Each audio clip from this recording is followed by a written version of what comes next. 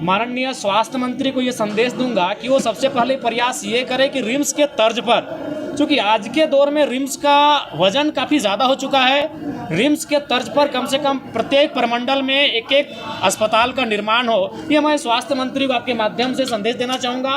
विधायक हैं, मंत्री हैं, जो उनके करीबी हैं, उनको टेंडर सुपुर्द किया जाता है। तो इसलिए मैंने कहा कार्यपालिका दुरुस्त होगी तभी इस बजट का लाभ होगा, और नहीं तो फिर ये बजट उसी प्रकार से वाद विवाद हुआ, आपकी ओर से क्या कुछ रखा गया? देखिए, चूँकि आज हमें समय अवसर नहीं मिला, हमें अपनी बातों को रखने का अवसर कल दिया जाएगा।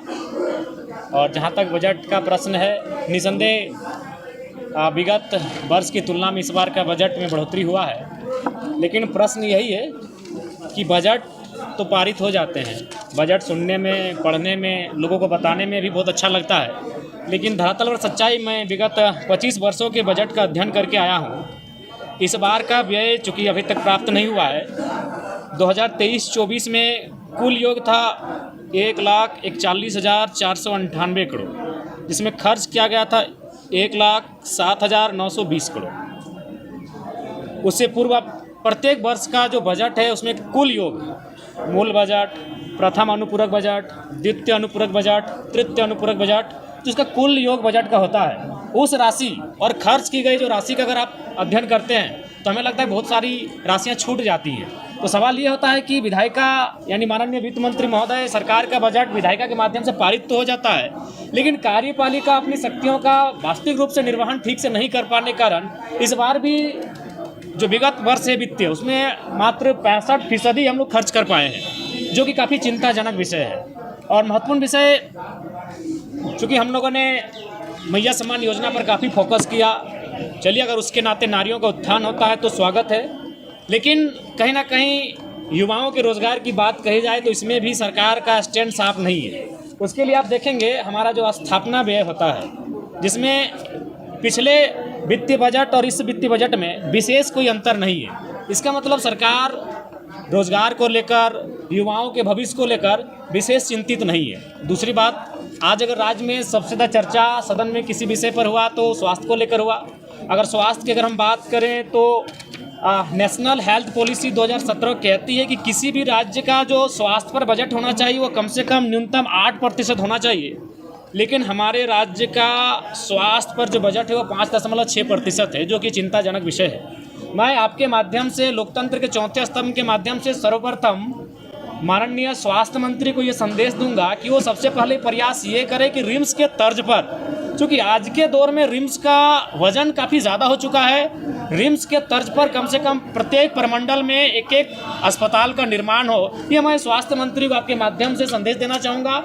और बिल्कुल स्वास्थ्य के बजट में कहीं ना कहीं कटौती है, जो कि नेशनल हेल्थ पॉलिसी 2017 भी कहती है कम से कम न्यूनतम 8% होना चाहिए, जो कि हमारी सरकार उस दिशा में फॉलो नहीं कर रही है।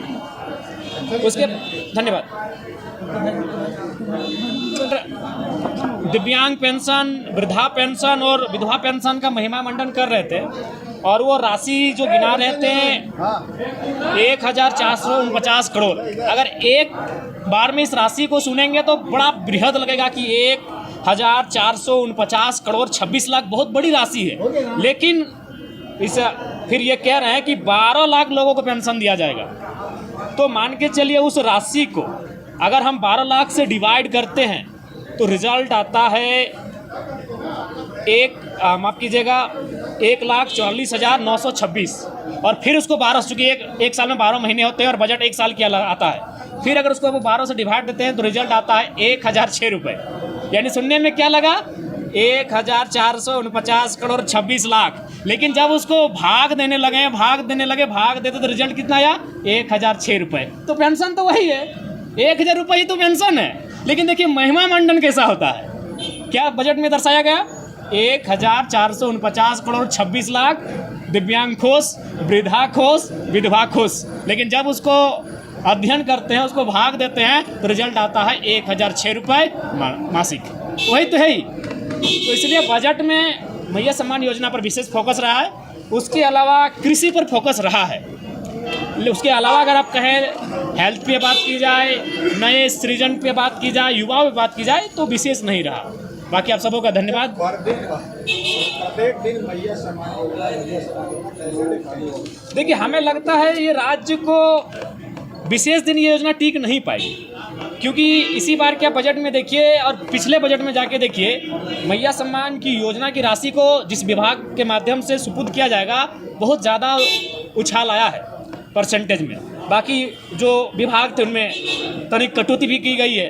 तो ऐसा आगे भी आपको देखने को मिलेगा कि बाकी ज़रूरत विभाग है जैसे शिक्षा, स्वास्थ्य, श्रम नियोजन, उन विभागों में कटौती होगी और मैया सम्मान योजना जो सरकार की साख बन चुकी है उसे बरकरार रखने के लिए प्रयास किया जाएगा। धन्यवाद। जी, सरकार लगातार ओवरऑल अपना पीठ थपथपाते नजर आ रही है इस बजट में। देखिए, ओवरऑल हम भी यही कहेंगे, जब तक आपकी कार्यपालिका क्रियान्वयन ठीक से नहीं कराएगी कार्यों का, तब तक आप कितना भी पीठ थपथपा ले कोई फर्क नहीं पड़ेगा। जैसे उदाहरण के लिए यहाँ सैकड़ों चेक डैम बनाने की बात कही गई है। चलिए ग्राउंड पे बैठ के देखते हैं। मैं अपने गांव को उदाहरण देता हूँ। 500 मीटर में, 500 मीटर को हम लोग आधा किलोमीटर कहते हैं, आधा किलोमीटर में 3 चेक डैम का निर्माण हुआ है। एक भी चेक डैम से किसी प्रकार की सुविधा और लाभ लोग नहीं ले पा रहे हैं। तो बात वही है कि योजनाएं टेंडर के माध्यम से लाखों आ जाएंगी धरातल पर, कार्य भी होगा, लेकिन वो केवल और केवल कुछ लोगों के पास, कुछ लोगों की जेब में जाने का काम होता है। इसलिए कार्यपालिका अगर दुरुस्त नहीं होगी तो ठीक उसी प्रकार विधायिका और 10% इजाफा करके बजट को क्यों ना पारित करे। जब खर्च आपको 65% ही करना है तो फिर महिमा मंडन करने की कोई आवश्यकता नहीं है। बात हो रही थी, उस पर कमेंट आया, विधायक पे कमेंट करना कि आप कितनी अच्छी है। नहीं, ऐसा नहीं होना चाहिए। पर्सनल किसी पर सदन के भीतर एक गरिमा होती है।